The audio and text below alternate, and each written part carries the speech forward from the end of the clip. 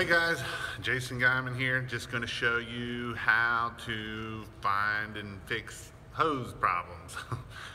Today, one of the guys came in and said it was leaking a little bit this morning, and by the end of the day, it was leaking really bad. It was probably leaking really bad the whole day, and they didn't want to come back and change out the trucks. But that's besides the point. So, remember, when you're dealing with high pressure hoses, everything on these pressure washers are considered high pressure. If this stuff if you touch your hand and try to cover that leak up, don't ever try to find a leak by going down with your hand.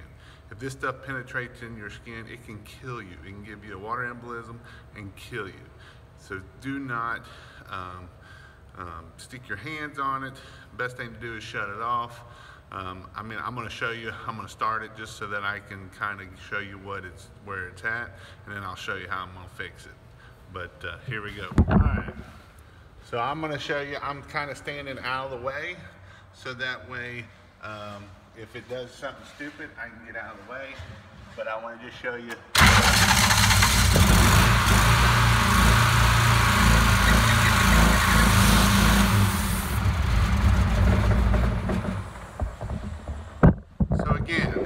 You see how crazy that is?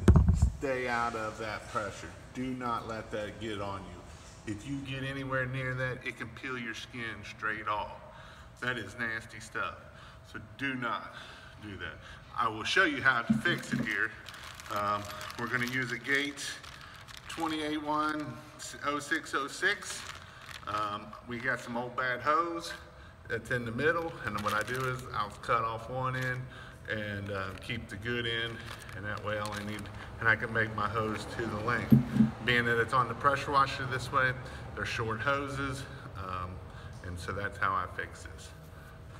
So on this one hose, it actually it had a quick connect on the pressure end here, and it's the hose that feeds the pressure hose that comes up here goes to the unloader valve.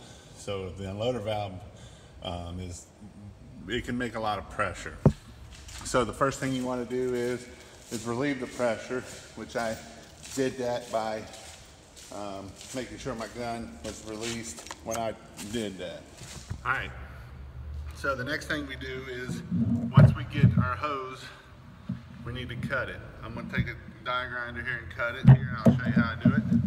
I got my safety glasses on. I'm going to put my gloves on here, and that way my grinder don't have the shield on it, so you can get on me, but I know that's the case.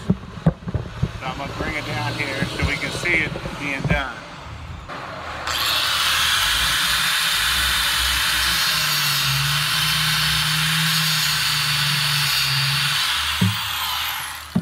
Alright, remember that hose is hot, don't touch it. Alright, so once we get the hose cut off to the size we want, what we got to do next is how this works this is a two-piece part here.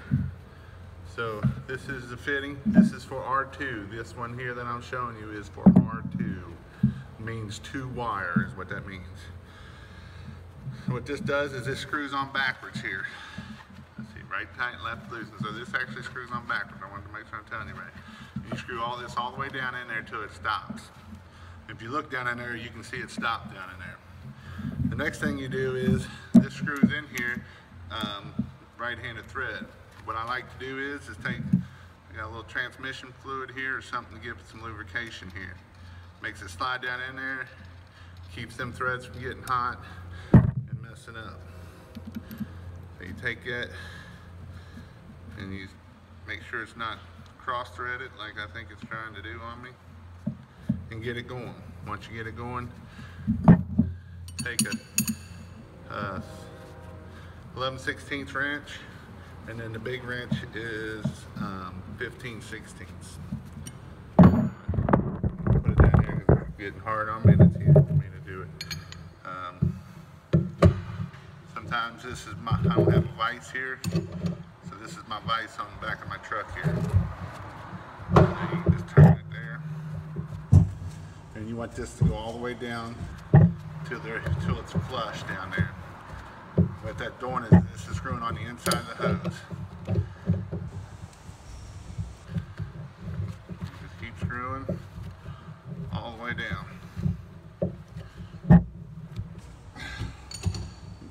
close there.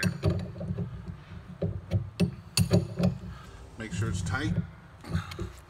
There it is.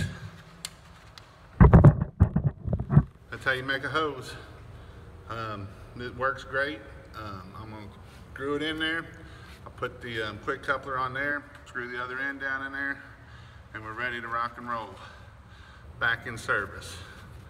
I like to try to keep 1 or 2 of these on each truck, and sometimes I'll put a piece of hose in the back of the, like an old piece of hose, and that way I got an old piece of hose in there that I can cut down and make it work. I mean, who would want to drive? I mean, our service area is an hour north and an hour south, so you don't want to drive an hour and then your machine breaks down. Otherwise, you're going to be trying to find you a hose shop. So, hope that helps you out. I'll get it back on there and we'll be ready, up and running. Hope this helps you out. If you have any questions, comment below. You can check out my other video. I do talk about this. Thanks. Have a great day.